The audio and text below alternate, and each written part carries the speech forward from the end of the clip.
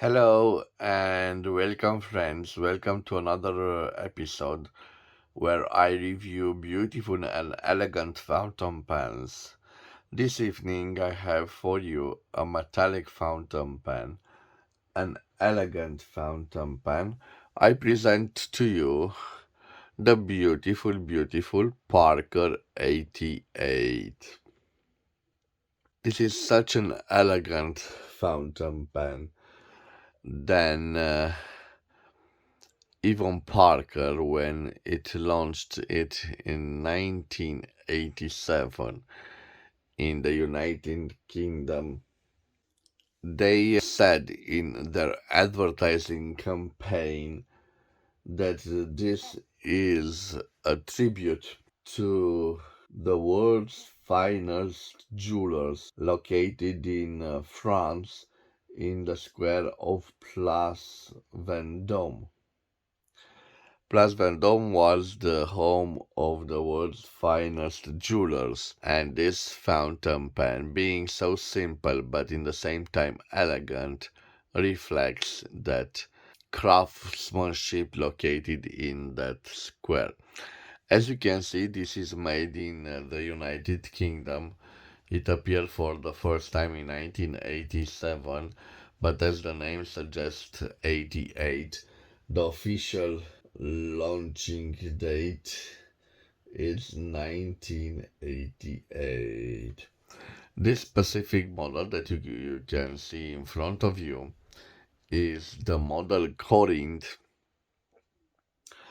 It reminds us of the Greek columns, the Corinthian Greek columns. You can see it's longitudinal striated. You can see that pattern. It is 22 karat gold plated, and it has those maroon sections and buttons. Quite nice and elegant. You must know that the initial price of this fountain pen was around $70, and it was the most expensive variant of the Parker 88. And this particular model that you see in front of you, I can precisely date it, the period of time. So it first appeared in 1987, and this variant lasted till 1992. Well, in 1992, the Parker changed a little bit the design of the fountain pens in the sense that these maroon colored sections here and here were replaced by simple black sections. So if you have yourself a similar model with black plastic parts here and here, you can say for sure it was made after 1992. It lasted the production till 2007 when it went out of the line produced by Parker. So this is a quite nice and elegant fountain pen. It was inspired in its design by another great fountain pen. By the way, guys, this is not the original cap of the fountain pen. And of course, this is the famous Parker Vector. You can see the design of the nib is quite similar. And definitely, it was inspired by this iconic fountain pen. Of course, I will leave a link to its review on the end of the video. This is a more affordable, let's say, school fountain pen in comparison with this luxury version of the Parker 88. So not the original cap, I'm sorry. This is the cap, is not original. In fact, this cap I believe it's from a Russian fountain pen, but it matches perfectly the shape of that fountain pen. So it was influenced in its design by that model of the Parker. It also reminds me of a waterman from that period of time. I will also leave the review of the waterman at the end of the video if you are interested. What is quite intriguing about this fountain pen, when I bought it, I believed that this nib was made of solid gold. You can see it has a little bit of flaw just beneath the end of it. Well, in fact, I have learned that this is 22 karat gold plated stainless steel nib with a ruthenium tip. So the tip is made of ruthenium. It's like iridium. It's a highly resistant material. It's interesting because the Parker 88 was known at the first period of its existence, like the Place Vendome from France. But from approximately 1994, the name was linked to the Rialto, which is a district in Venice, Italy.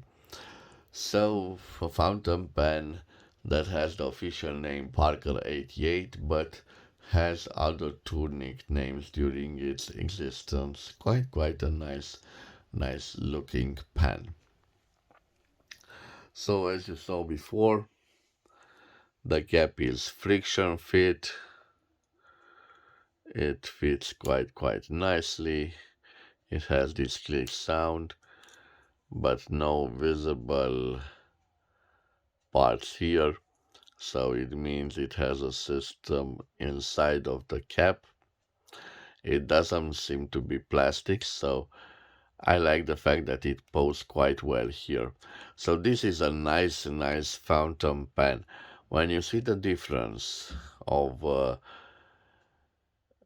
the level between the metal and the plastic, you know that it won't scratch the body, and it's perfectly designed to fit in this ending. So quite long and elegant fountain pen for those of you who like to leave their caps at the end of the pen to have a little balance to the whole writing instrument. This is the fountain pen for you. Quite elegant with attention to details, as you see at the end of it. Let me zoom. You can see that this plastic has also this metallic round part. It gives prestige to it, and as a matter of fact, it is symmetrical both at the end of the barrel and the end of the cap. A wonderful arrow clip, which is, by the way, I think is quite functional. Yes, it is. So, in my opinion, a quite elegant fountain pen. And although some of my friends consider this to be more of a 1970 fountain pen than a 1990s fountain pen, I tend to disagree. Although I like big fountain pens, I think this is a quite well made fountain pen, and it simply reminds me of the Aurora Haysteel from the Italians. So another piece of great industrial design, a superb fountain pen in my point of view, and a real treasure for everyone.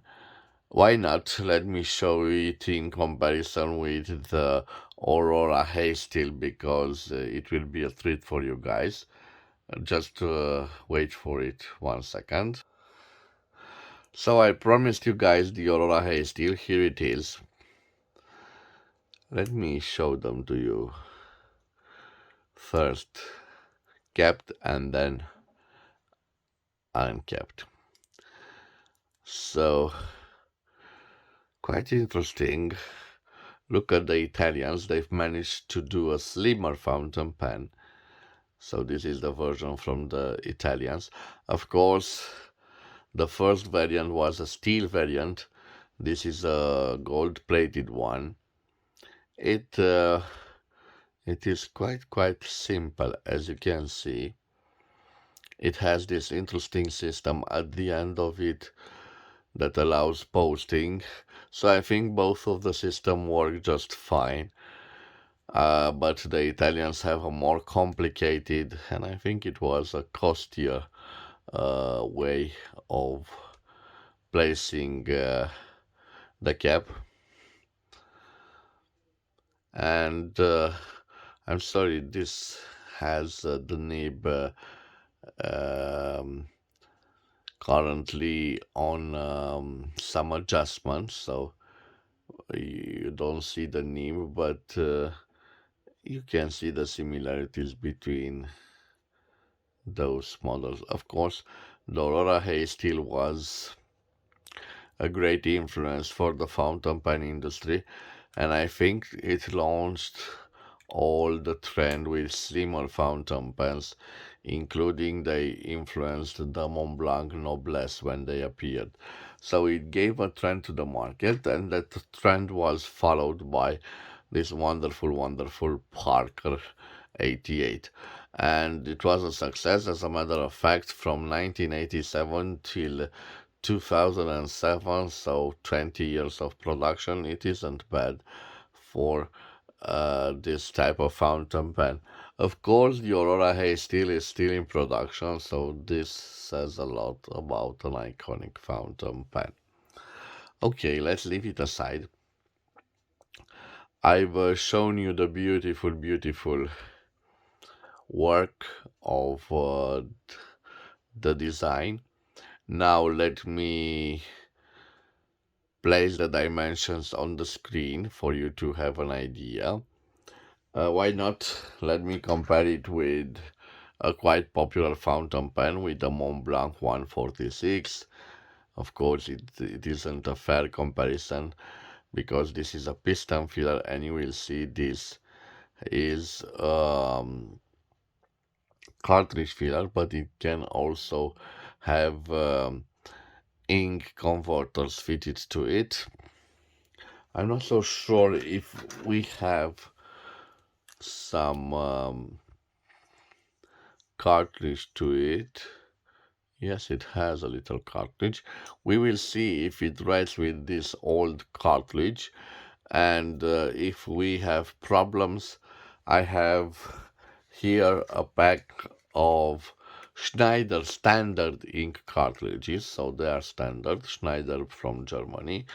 We will see if we need them in a few moments, but till then I will change the angle of the camera for you guys to see better the writing sample. So wait a second.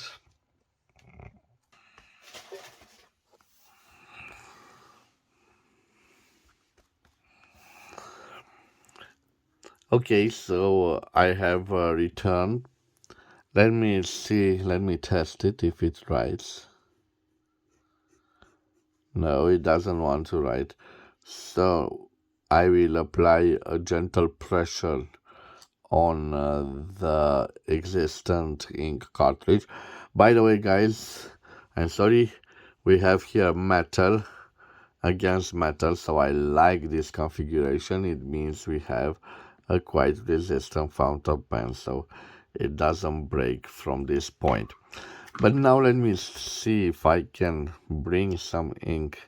So I simply apply pressure here. Yes, I brought a little bit of ink, maybe too much, but we will see if it writes. So I'm trying to see if it writes. Maybe we have some problem because then it was damaged. You can see the ending. I don't like the way it looks. I really don't like it. And why not?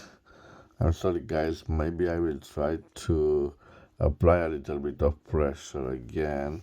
It definitely flows. So the ink flows. Let me show you. Sorry. The ink flows, but this one doesn't want to write. Let me see. But I think now it writes. I'm not so sure.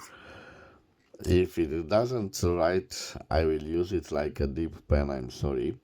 I will leave the cap posted for once this time. And let me tell you about this model. So I have here a Parker. No, it doesn't want to write. Oh, maybe. Maybe I don't.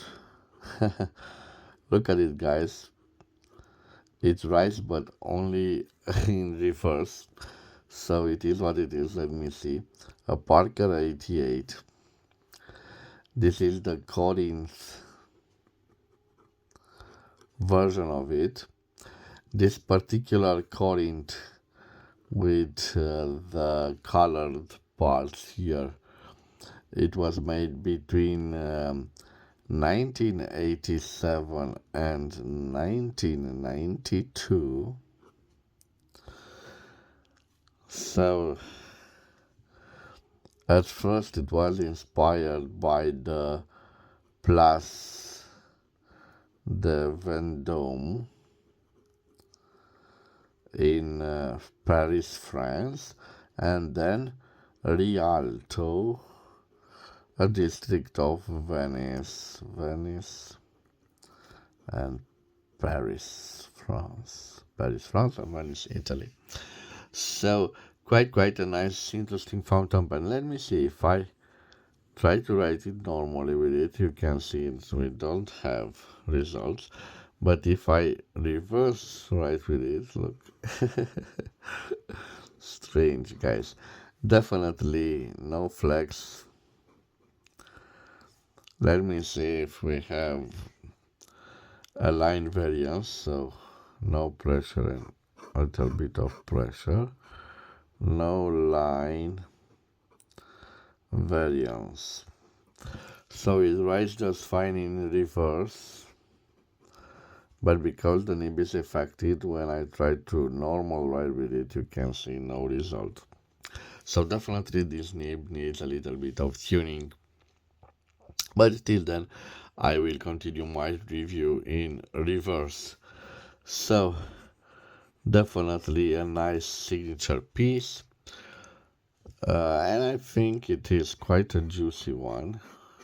Although I'm writing in reverse, you can see the juice on it.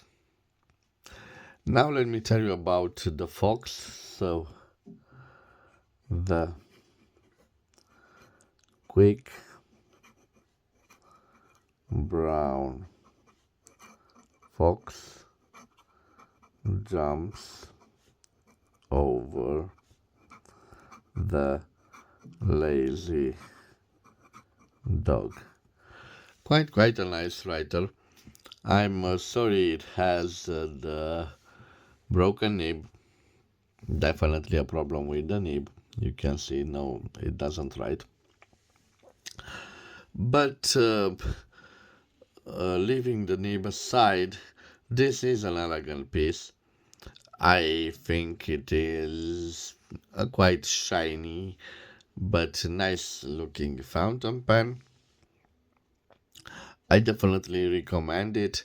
It is not so heavy for a metallic fountain pen, and it definitely is an eye catcher.